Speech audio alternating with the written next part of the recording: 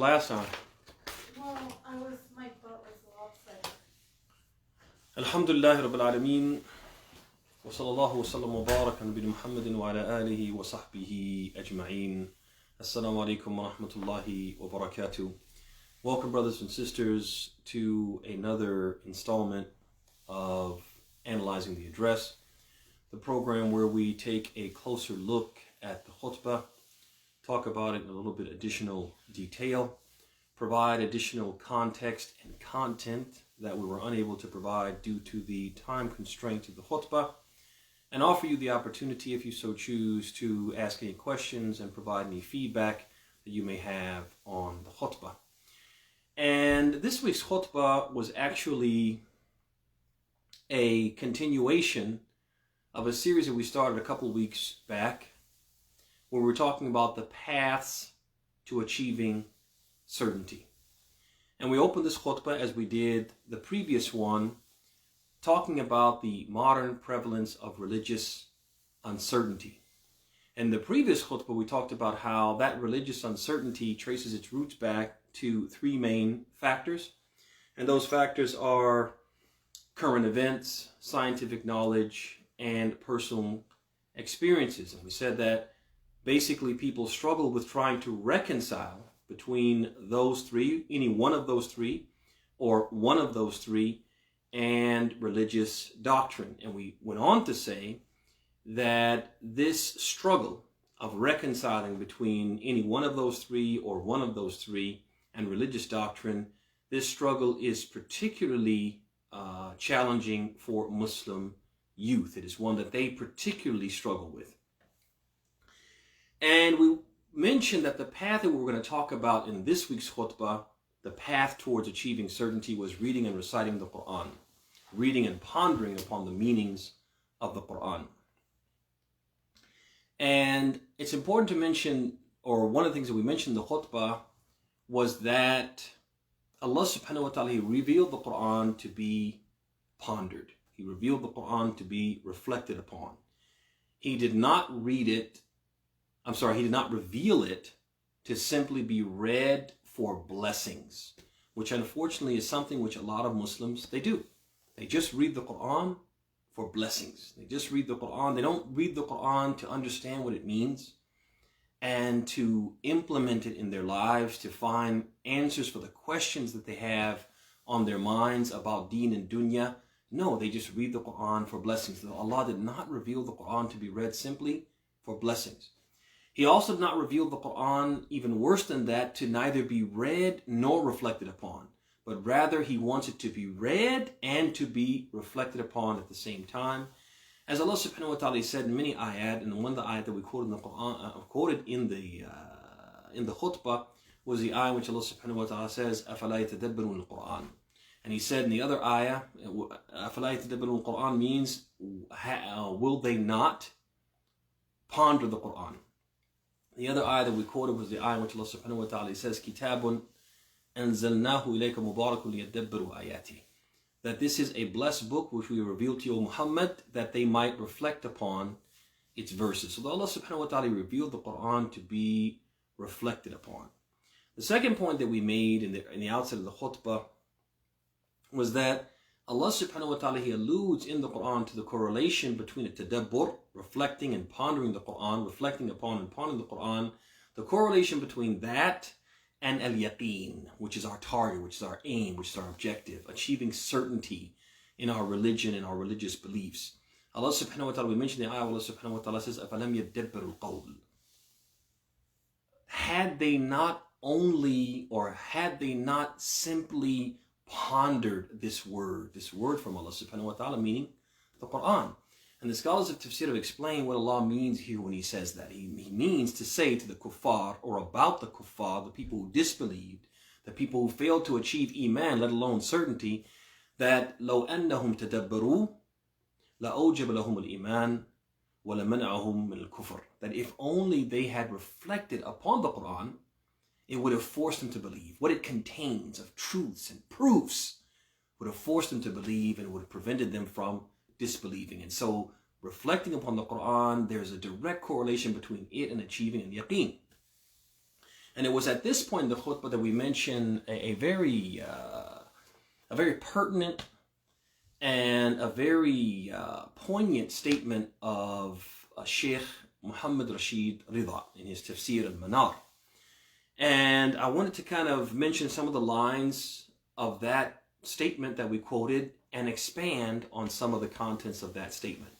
So he said at the outset, he said, bear in mind that the strength of religion, completeness of faith, and absolute certainty are not achieved except through 1, the recitation of the Qur'an, 2, listening to its recitation, and 3, reflecting upon its meanings. And so here, I wanted to mention that it is critical for every Muslim to take his share of reading and reflecting upon the Qur'an daily. Every Muslim should have a wird, a specific amount of the Qur'an that they read and they reflect upon and they ponder, etc., every day of their lives. And unfortunately, many Muslims are not regular in reading the Qur'an, and even fewer reflect upon the Qur'an, seeking to extract meanings from it.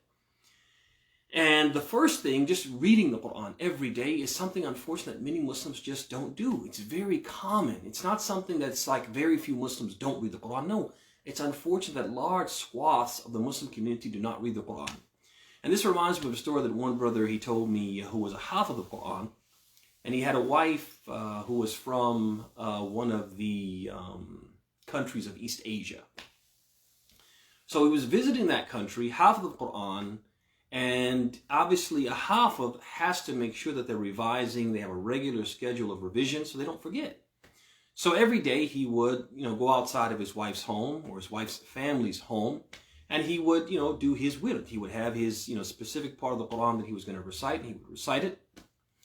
And so he was outside the front of the home reciting the Qur'an, and some people came and they said, who died? Who died? Because where they are from, in that particular country, they don't recite the Qur'an unless someone died. It's an indication that someone died, because the people generally don't read the Qur'an except during funerals or upon the occurrence of someone passing away.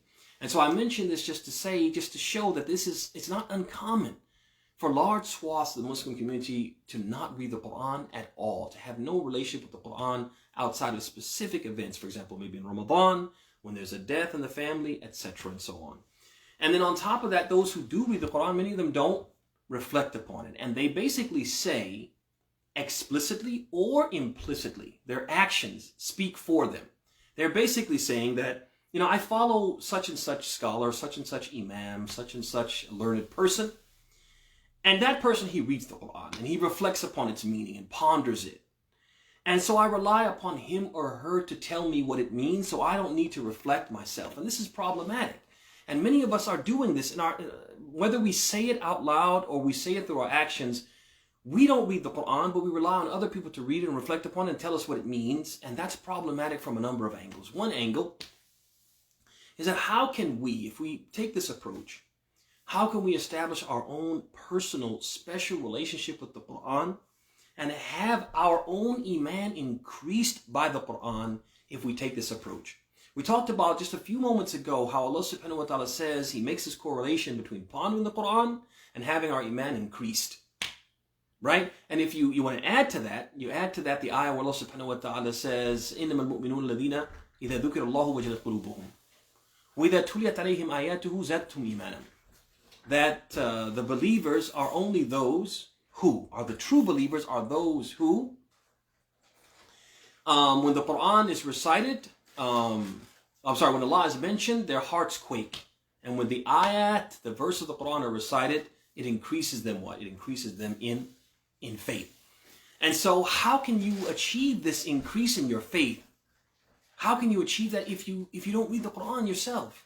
If you rely on someone else to tell you what it means and you never read the Qur'an, you never reflect upon it yourself. So that's one thing. The second thing is, if you do this, if we take this approach to the Qur'an, we're basically making a human being, we're making him the source instead of the divine. Instead of Allah subhanahu wa ta'ala being the source, the person becomes the source. He becomes an intermediary, and we're taking the knowledge from him. And Allah subhanahu wa ta'ala wants us to hold people up to the light of the Qur'an. He doesn't want the Qur'an to be held up to the light of people. He doesn't want our being guided to be dependent upon people. That we're utterly and totally dependent upon other people for our guidance and for our connection with Allah. No, he doesn't want. He wants those intermediaries to be removed. And he definitely doesn't want this person to be at liberty to determine in our minds what's right and what's wrong. No, the Qur'an itself should be doing that for us. As Allah subhanahu wa ta'ala says, فَحْكُمْ بَيْنَهُمْ بِمَا أَنزَلَ اللَّهُ وَلَا تَتَّبِعْ أَهْوَاءَهُم. So judge between them based upon what Allah revealed, based upon the Qur'an. وَلَا تَتَّبِعْ أَهْوَاءَهُم. And don't follow the desires of human beings and intermediaries. Another area or angle which underscores how this is problematic when we don't read and reflect upon the Qur'an for our own selves is that how can you be sure that the person that you follow, if you say, for example, well, I just listen to these respected scholars, these respected imams, and these respected muftis, and I take from them, I listen to their lectures, and they're already going, they're pondering the Qur'an. I'm just taking from them, and that way I'm taking a shortcut. And I'm taking from them and benefiting from them, but how can you be sure that this person you're following and listening to, that they're extracting correctly? And that what they're conveying to you is really what the Qur'an is actually saying. They could be making a mistake, right? And I've actually, let me put it this way. How can you be certain that whatever they're telling you is actually coming from what? Coming from the Qur'an. They're reflecting on the Qur'an. I've actually listened to lectures where people speak. Some of these quote-unquote knowledgeable people, they speak and they'll go for an hour and not mention a single ayah from the Qur'an to support what they're saying. And so it's unfortunate that many people that we're listening to, we think that they are studying the Qur'an and that their teachings are founded in the Qur'an. In reality, they're not founded in the Qur'an at all. They're their opinions, their personal opinions and their personal philosophy about deen. And that's not what Allah wants us to do. He wants to take from the source, the one and only true source of deen, and not take it from what? From people or individuals who are not even taking from the source themselves. And last but not least, how can you be sure that the person that you're listening to and following is not in error? And if they are in error in their interpretation and understanding, if they are actually reflecting upon the Qur'an and extracting rulings and understandings from the Qur'an, how can you not be sure that they're in error? And if they are in error, their error will become your error. As al-Khattab used to say, zallatu alam, zallatu alam. That when an imam, a scholar, a respected sheikh makes a mistake, that mistake becomes the mistake of everyone who follows him, everyone who listens to him. So we have to be careful. Then we went on, mentioning the statement of Sheikh Muhammad Rashid Ridha, in which he went on, he said, with the intention that you have to read the Qur'an with the intention of being guided by it, acting in accordance with it, and complying with its commands and prohibitions. And here this is so important because we cannot overstate the importance of having the right intention when we read and reflect upon the Qur'an.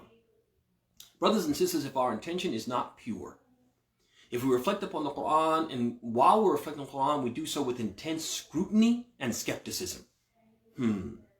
As if, waliyadu billah, Allah is up to something.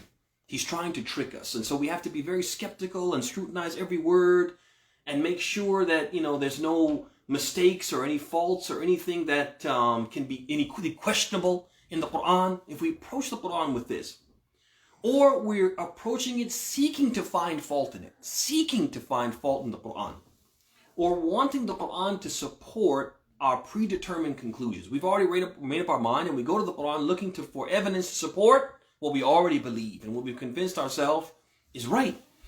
Or we want the Qur'an to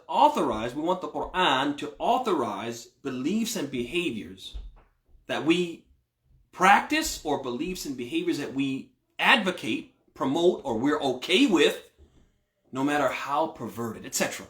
If we have any of these corrupt intentions, then rather than be a source of certainty, rather than the Qur'an increasing us in certainty, al-yaqeen, it will increase us in doubt and disbelief. Allah subhanahu wa ta'ala says, وَنُنَزِّلُ مِنَ الْقُرْآنِ مَا هُوَ شِفَاءٌ وَرَحْمَةٌ لِلْمُؤْمِنِينَ وَلَا يَزِيدُ الظَّالِمِينَ إِلَّا خَسَارًا. Allah subhanahu wa ta'ala says, we reveal from the Qur'an that which is a healing and a mercy for who? For the believers. While it only increases the wrongdoers in loss. It only increases the wrongdoers in loss if we don't come to the Qur'an with the right intention.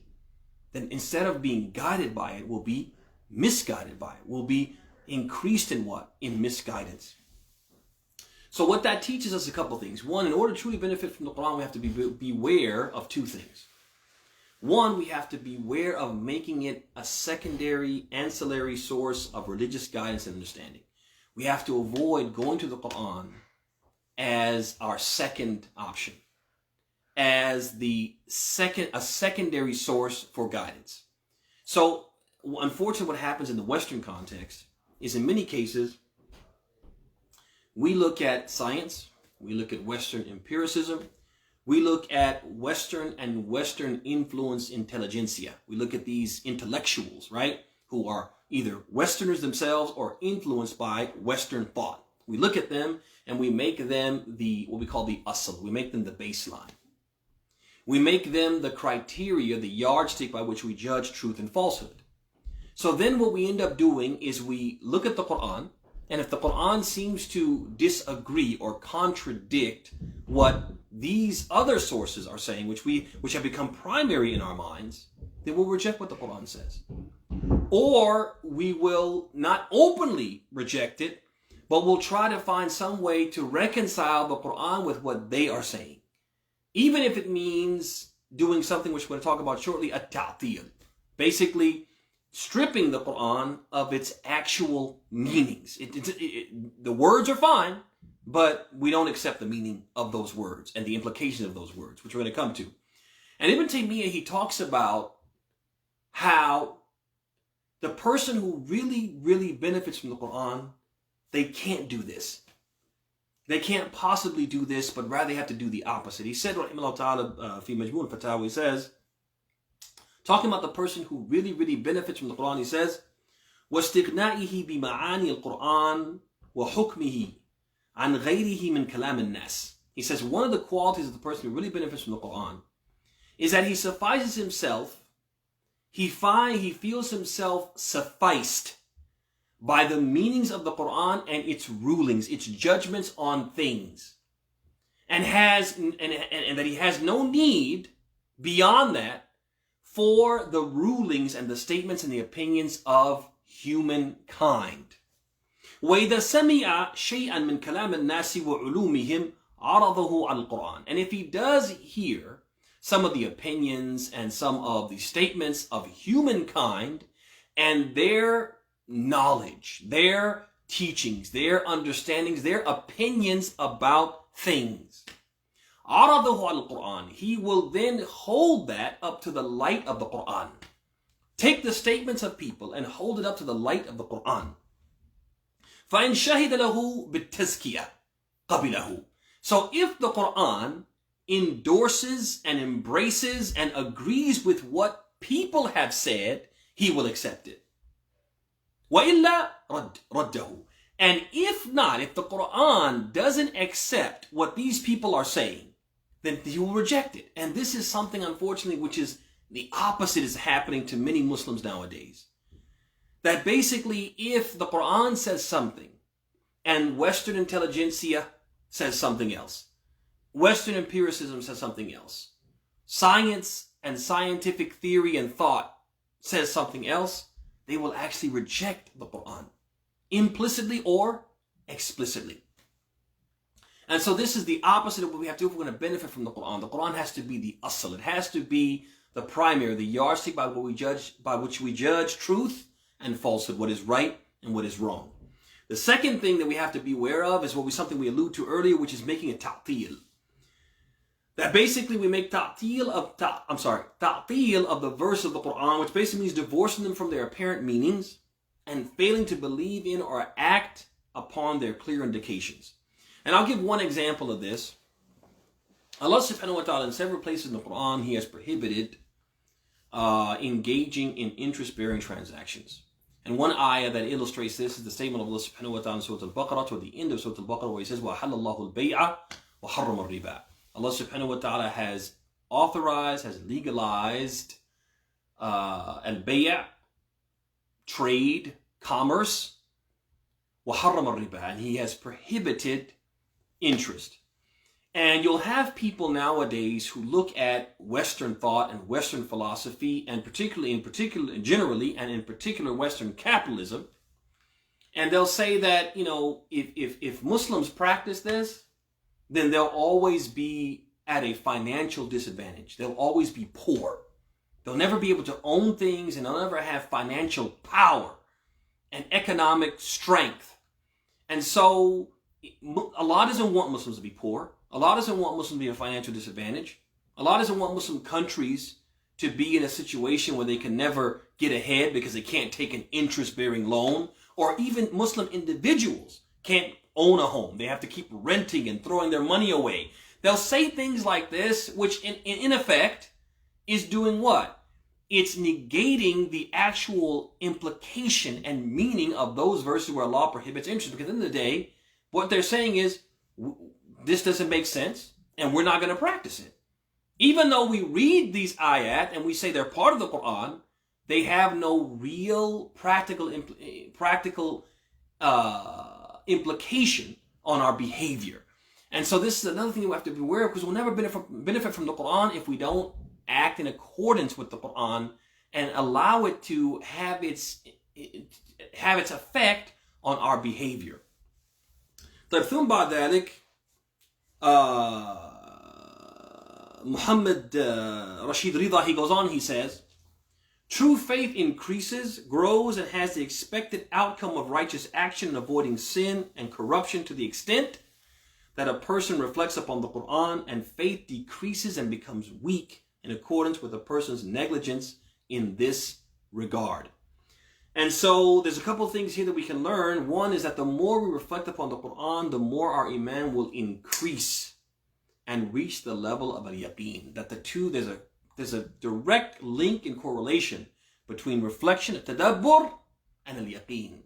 And this is what we're talking about. This is the khutbah centered around this point, that one of the paths to achieving al-yaqeen is tadabbur al-Qur'an, reflecting upon the meanings of the Qur'an. It's so important for Muslims to have this in their life. And there are actually some Muslims, we talked about this earlier, who they don't read the Qur'an at all, let alone reflect upon it.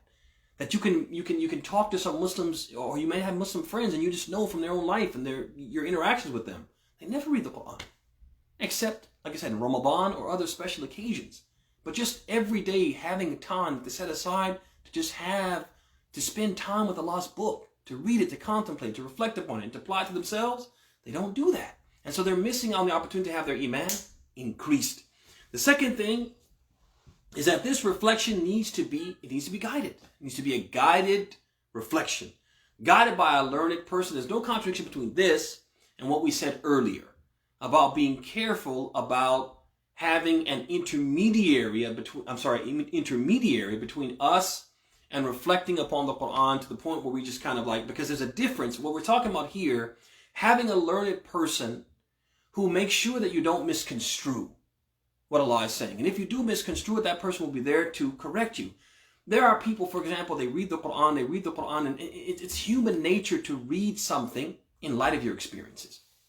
And so there are people who, or in light of your personality even. So there are people who they are, lil-asaf, by nature they're negative. By nature they always look at the negative, and they always look at, they look at things which produce skepticism, as opposed to what those things which produce optimism. That's just their nature. And so when they read the Qur'an, they say, all I see in the Qur'an is adab. Allah's going to punish these people. Allah punish these people. And if you do this, Allah will punish you with that. And if you do that, Allah... That's all they see. Why? Because they're reading the Qur'an through the lens of their own personality and how they think. So they need someone to take them by the hand and say, okay, those ayat are there, but what about this ayah? Well, Allah subhanahu wa ta'ala says, He says, فَأُولَٰئِكَ يُبَدِّلُ اللَّهُ سَيِّئَاتِهِمْ حَسَنَاتٍ وَكَانَ اللَّهُ غَفُورًا رَحِيمًا. Right? That those people, Allah subhanahu wa ta'ala is going to not only forgive them, but He's going to replace their good deeds, turn their evil deeds into good deeds. And Allah is oft forgiving, most merciful. So there's some people who will read the Quran and misconstrue things, and that alim, that knowledgeable person will be there to take him by the hand and say, no, you didn't really understand that correctly. You didn't get that right. And this is how you should interpret and understand it. The second thing is that, as we said, there's a difference between being utterly dependent upon someone for understanding and interpreting the Quran and blindly following them. Everything they say, you're hanging on their every word. There's a difference between that and having someone who, when you need guidance and something is not clear, they're there to clarify. There's a significant difference. We are discouraging the former, not the latter. And when we talk about having a guided reflection, that guided reflection could come in the form of you actually having a learned person who you are connected to, and you ask them questions. You reflect, you read, and when you're afraid you might not understand something correctly, you call them, you ask them, or you meet with them in the masjid, whatever. It could also be that there's a class you attend on tafsir. There's lots of programs online, and there's lots of religious organizations and institutions of learning that are actually online, and people can enroll in them and they can take a class on tafsir. And so this might be a way that a person reflects upon the Quran and has a guided reflection because the teacher is more learned than them. It could also be that a person just purchases a tafsir from a reputable, credible scholar and reads that tafsir to get a deeper understanding of the meanings of the Quran. ثم بعد ذلك, in the Khutbah, we talked about how reading and reflecting on the Quran will fill our hearts with certainty. Certainty that Allah subhanahu wa ta'ala is truly the God of the universe. And that Muhammad is truly his messenger. And that the religion of Islam is truly the one and only religion that ought to be followed. And we mentioned that there's lots of proofs in the Quran that will give us this certainty. And the proof that we focused on in the khutbah was the scientific miracles in the Quran. But I just wanted to mention some more of the proofs contained in the Quran that will give us this certainty. Not just us as adults, but more importantly our youth, because we said at the outset, the youth are the ones who struggle with this doubt more than anyone else. And they're the ones that we need to be concerned about because of the future of Islam. And so the Quran is so important for our youth to be connected to it. Why? Because it's filled with these proofs that will dispel the doubts that they are experiencing. And I want to mention some of these proofs ala ujala. So one of the proofs that we find in the Quran is that Allah subhanahu wa ta'ala, he refutes with very convincing arguments, he refutes those people who deny his existence. And they deny that he is in fact the one who originated the creation. So Allah subhanahu wa ta'ala in one verse he says, أَمْ خُلِقُوا مِنْ غَيْرِ شَيْءٍ أَمْ هُمُ الْخَالِقُونَ. He says, were they created by nothing, or were they the creators of their own selves? So Allah subhanahu wa ta'ala, he basically he gives the atheists, he gives them three possibilities. And he says there's only three possibilities, three possible choices for how this universe and everything in it and you, humankind, came into existence. خُلِقُوا مِنْ غَيْرِ شَيْءٍ. Either you were created by nothing. You were created without the vehicle, without the means of an external creator. That you just came from nowhere. Poof, and you were there. And obviously, any person with intellect would say, this can't be intellectually, this can't be accepted intellectually. Because nothing cannot create nothing. Something cannot come from nothing without an external force that brings it into existence. أَمْ هُمُ الْخَالِقُونَ. Or did you create yourselves? Meaning you weren't in existence, you didn't exist, and then you, while you didn't exist, brought yourself into existence again. It just is unfathomable, aqliyan, intellectually unfathomable for that to happen. For nothing to create itself or make itself something. So what's left? that you were created by Allah subhanahu wa ta'ala. You were created by this external force, this divine being, the all-powerful, the all-knowing, the all-wise. It's the only thing left. And so this is one of the ways where Allah subhanahu wa ta'ala, he refutes the atheists, and that proof is in the Qur'an. But another one of the Qur'an's proofs is it is a literary miracle of unparalleled excellence. And Allah subhanahu wa ta'ala, when Allah subhanahu wa ta'ala revealed the Qur'an to the Prophet Muhammad, he revealed it to the Prophet at a time and in a place where the people were very skilled in literature. They were very skilled in poetry. They were very skilled in prose and language and eloquence and eloquent speech and expression. That was their thing, so to speak. And they were very good at it. They were proficient at it.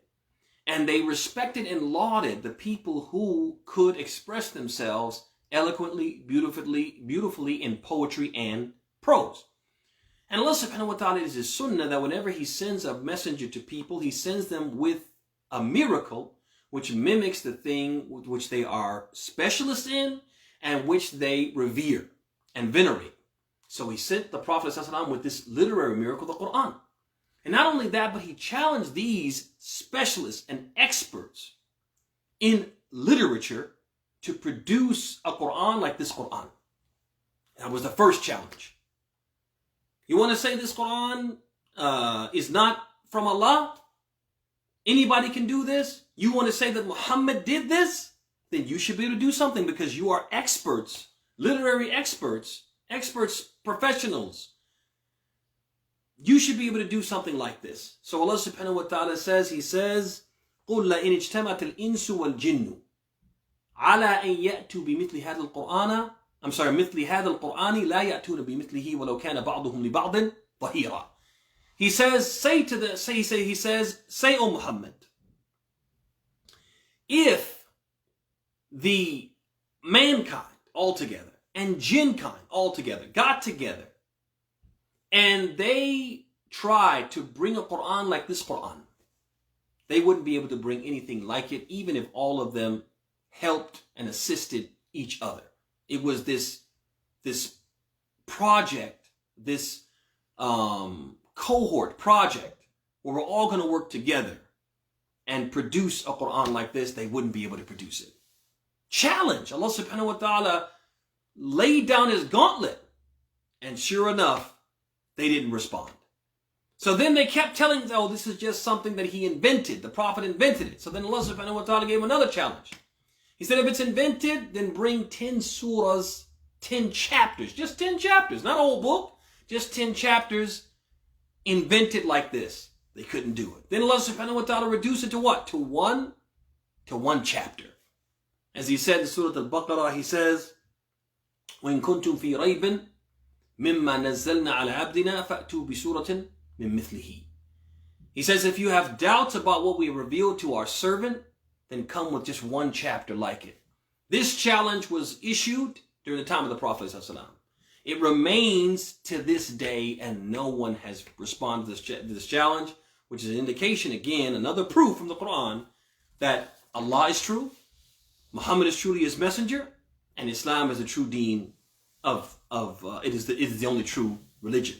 Number 3 from the proofs we find in the Qur'an is the Qur'an is free of contradictions. It is thus perfect, and therefore can only be the literal words of the living God. It can only be the literal words of the living God. Why? Because it's perfect. It's perfect. No human being is going to write or compose a work, a literary work, and it's not going to have any mistakes in it. Not going to have any typos, any contradictions. You're not going to have that. But the Qur'an is that book, as Allah subhanahu wa ta'ala says, أَفَلَا يَتَدَبَّرُونَ الْقُرْآنَ وَلَوْ كَانَ مِنْ عِنْدِ غَيْرِ اللَّهِ لَوَجَدُوا فِيهِ اخْتِلَافًا كَثِيرًا. Will they not ponder the Qur'an? Had it been from other than Allah, you would find it many contradictions, but you don't find any contradictions. Another proof from the Qur'an is those verses in which the Qur'an, it foretold future events. Those verses of the Qur'an, Allah subhanahu wa ta'ala told us about something that would happen in the future from the time of its revelation, and they happened just the way they did. One example of this is from Surah Al-Rum, the opening verses. Allah subhanahu wa ta'ala says, ألف لام ميم غلبت الروم في أدنى الأرض وهم من بعد غلبهم سيغلبون في بضع سنين. Allah subhanahu wa ta'ala says, Alif Lam Mim, the Romans have been defeated in a nearby territory, but following their defeat, they will be victorious in a few short years. If you look at the history books, you find that in 613 Christian era, the Romans and the Persians, they met at Antioch, and the Romans were defeated. They were crushed by the Persians. But you find 9 years later in 622 Christian era, they met on Armenian soil again. And the Romans defeated the Persians as Allah subhanahu wa ta'ala predicted and foretold in the Qur'an. And so with this, I want to close today's session with a few points. And the first point is, brothers and sisters, if you take anything away from what we talked about in the Khutbah as it relates to the paths to achieving certainty, the first thing I want you to take away is it's critically important to connect our youth with the Qur'an. And not just with its tajweed. Many times we think about teaching the youth the Qur'an, we think about teaching them ahkam an-nun as-sakina, right? I'm sorry, ahkam an-nun as-sakina, ahkam al-qalqala, ahkam kada, the rules and regulations of how you recite the Qur'an beautifully. That's what we think. Or teaching them to memorize its surah, its chapters, and verses. This is what we think of when we think about teaching the kids the Qur'an. No, our youth, we need to be teaching them the Qur'an beyond just how to recite it and to memorize it, but rather teaching them how to reflect upon it. Teaching them lessons that involve or infuse a component of reflection. Connecting them with the meanings of the Qur'an. Teaching them beyond the tajweed to what? The ma'ani, the meanings. And this is the responsibility. The second point is this is the responsibility of parents. Parents have to understand this is part of what the Prophet meant when he said, كُلُّكُمْ رَاعٍ وَكُلُّكُمْ مَسْؤُولٌ عَنْ رَعِيَّتِهِ. All of you are shepherds, and each and every one of you is going to be asked about his flock. It's part of that. It's part of your responsibility as a parent to connect your child with the Qur'an. Not just tajweed, not just its hifz, but it's what it's ma'ani. And teaching your child to what? To be in the regular practice of a tadabbur al-Qur'an, reflecting on the Qur'an.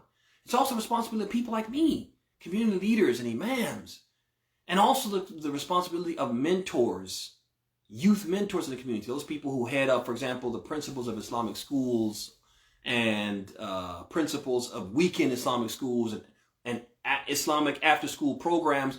We have to create programming which is well thought out, very thoughtful programming, very targeted programming, and responsive to the needs of our youth.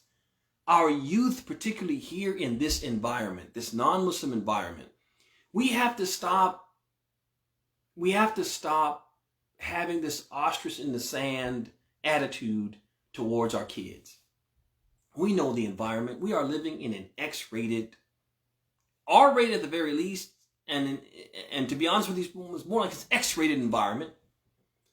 And we're not dealing with some of those X-rated and R-rated issues with our kids, with our youth, especially those who are at high school and university. We want to act like those issues don't exist. Those issues are taboo. We don't want to talk about them. We want to avoid them. But they're dealing with those issues, and we need to help them. We need to have programming which is responsive and capable of dealing with those issues and helping them understand them in a very Islamic way and deal with them in an Islamic way. We have to do that. It's our responsibility. And if we don't, we're not equipping. We are actually doing a disservice to these kids. Number 3, many of our youth are growing up knowing Islam only as rituals. This is another big problem, that when we talk about teaching the kids Islam, we're teaching them the rituals, teaching them how to pray, teaching them how to fast, teaching them some aspects of Islamic history, the Prophet's biography. And so what they grow up with is a very narrow understanding of what it means, what Islam is, and what it means to be a Muslim. And so you have kids growing up, basically Islam to them is we pray 5 times, girls wear scarves, we don't eat meat from Kroger. That's what they know about Islam. And that's not enough. And that is not Islam. That's not the totality of Islam. And that's just praying 5 times a day and women wearing scarves is not what it means to really be a Muslim. To really, really be a Muslim. What's most important about being a Muslim is the belief that La ilaha illallah Muhammadur Rasulullah. There's no deity worthy of worship of Allah, Muhammad is the Messenger of Allah. Having the right aqeedah, the right belief system. Having a distinct identity, having Muslim pride in being Muslim. You know, pride in who you are as a Muslim. And believing that you are right, your faith is right. And not being shy about believing that you are right, other things that contradict what you believe are wrong, and not feeling that you have to basically deny what you believe in or hide what you believe in to fit in. These are some of the things that we need to be teaching our youth, and we're not teaching them those things. But whether we're teaching them, you can't eat meat from Kroger, and, you know, Muslims, you know, girls wear scarves, you know. But I'm not saying we don't have to teach them that, but we can't just teach them only that. Number 4 is that these kids, many of them have not been taught or made accustomed to turning to the Qur'an for guidance, answers to their questions, to gain a deeper personal understanding of Islamic teachings, what Islam is and what it means to be a Muslim. They haven't been taught that, but we have to be teaching them that. We have to accustom them, make them accustomed to turn to the Qur'an. You know, I'm not sure about this. I'm not sure what Islam says about this. So I go to the Qur'an. I actually go to the Qur'an and read and try to find out what Allah says about that. I have questions about my own self, about my friends, about some things that I'm thinking in my mind. I have career choices maybe I want to make. What does Islam say about it? I turn to the Qur'an. We have to make them accustomed to that. We're not doing that. And so we're creating a generation of people who are disconnected from the Qur'an. When these problems arise in their lives, they never think to go to the Qur'an and read the Qur'an. But consequently, because we haven't, made them accustomed to turning to the Qur'an for guidance, to answer questions, and to figure out what does it mean to be a Muslim? What is Islam? What does Islam teach? We haven't accustomed them to turn to the Qur'an for these and the answers to these and other questions. The result is many of these kids are ill prepared to face challenges to their faith, or to have their faith challenged. And we see this. We see this from our youth who are in high school. We see our youth who are in college and university, that they're having their faith challenged for the first time. And they're overwhelmed. They're unable to answer questions. They're unable to answer questions that people ask them about their faith. And I mean questions where they're saying, why are you Muslim? That doesn't even make sense to be Muslim. This is what's wrong with your faith. And they're being challenged in this way, in a very assertive and a very aggressive way. And they're unable to they're unable to respond because they haven't been prepared. We haven't prepared them for that. Or sometimes the questions come because they're exposed to things in school that seemingly contradict what they believe, and they don't have an answer. They start to say to themselves such a question.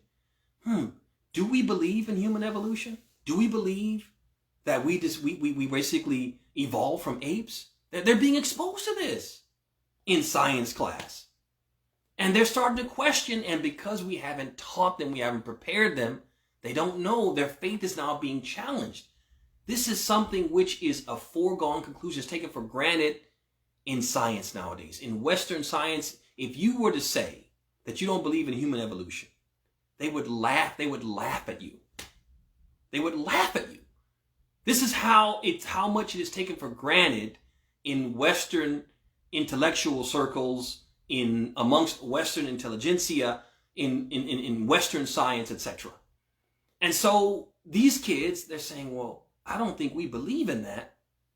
And now I'm starting to question, are we upon the truth because we don't believe in something which everybody else believes in, etc. Their faith is being challenged in this way. And we haven't prepared them to be able to respond and to remain firm upon what? Upon truth.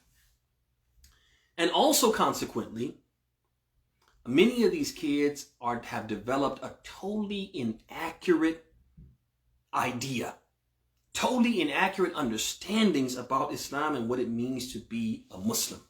And it's another thing that why this connecting them with the Qur'an is so important, because many of these kids, because we're only teaching them Islam as rituals, and we're not teaching them Islam holistically, and we're not connecting them specifically with the Qur'an and contemplating the Qur'an, reflecting upon it, and extracting the rulings and pondering its meanings and applying those meanings to them and living the Qur'an. We're not doing that.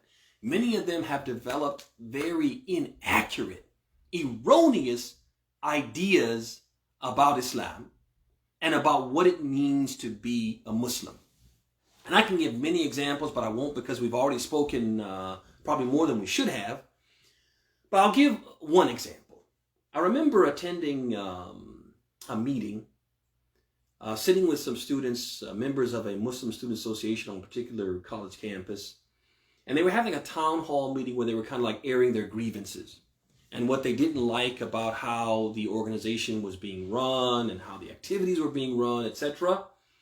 And one of the students, several of them said some very controversial thing. I'm talking about up is down type of contradictory things to Islam. Just showing that they have no understanding of what Islam really teaches. That their understanding of Islam, what Islam is and what Islam really is, are like totally out of phase. And one of the things that came up was, I guess they have like some type of group that they're all in, social media group. And one of the young men had said that, when we have these gatherings and we come together, sisters should dress, appropriately, Islamically appropriately, and they should make sure that they comply with the Islamic guidelines for Muslim women's dress. So he made that statement, and so this particular female student came to that meeting and aired that as a grievance and basically said that no one should be telling anyone what to do and what not to do. No one should be, in other words, no one should be commanding the good and forbidding the evil in the Muslim Student Association. Everybody should be free to do whatever they want to do. And if you don't like what somebody is doing, you keep that to yourself.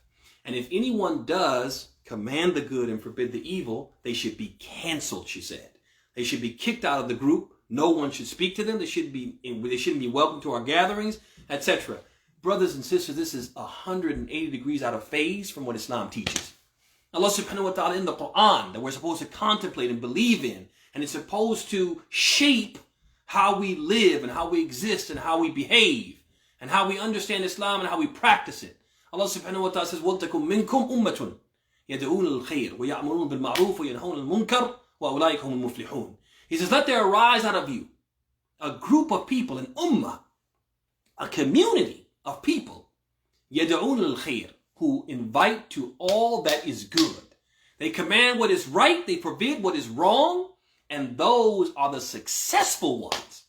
And the Prophet said, he said in the hadith, the hadith of Abi Sayyid al-Khudri, he said, مَنْ رَأَ مِنْكُمْ مُنْكَرًا فَلْيُغَيِّرُ بِيَدِهِ. Whoever amongst you sees someone do something wrong, change it with your hands. فَلَمْ يَسْتَطِعْ فَبِأَيِّ شَيْءٍ فَبِلِسَانِهِ. Then let him change it with his tongue, let him give advice. And this person says nobody should be given advice. And the Prophet said, the Prophet said the giving advice is the deen. He didn't say it's from the deen. He said it is the deen. He said ad-deen an-nasiha. Religion is being sincere and advising sincerely. Look how out of phase what this student said is with what Islam actually says. And I could give even worse examples from the things that they say. But the point is, this one example suffices to see that what we have done by not connecting our kids with the Qur'an, by not making them accustomed to turn to the Qur'an to find out what Islam is, and letting them just basically think that they know Islam by what? By just osmosis, or by virtue of being the descendants of Muslims. Because I was born into a Muslim family, by heredity, I have just inherited Islamic understanding from my parents. And I don't need to study the Qur'an or read the Qur'an to know what Islam says. Because we have done that, because we've created this circumstance, we have a bunch of our youth who have these erroneously inaccurate understandings of what it means to be a Muslim and what Islam means. And so I say all this to say is that we have to connect our youth with the Qur'an. And not just its tajweed and not just its hifz, but with its tadabbur. Reflecting upon the Qur'an and turn to the Qur'an, trying to understand what it means so we can practice it correctly. And this will not only help them understand the Islam correctly, but it will also give them what we are all targeting and trying to achieve, al-yaqeen. And it will prepare them to face the challenges that they're going to face to their faith and face them with strength and firmness and come out on the other side believing even more strongly that Islam is the truth. هذا وصلى الله وسلم وبارك على محمد وعلى آله وصحبه أجمعين. السلام عليكم ورحمة الله وبركاته.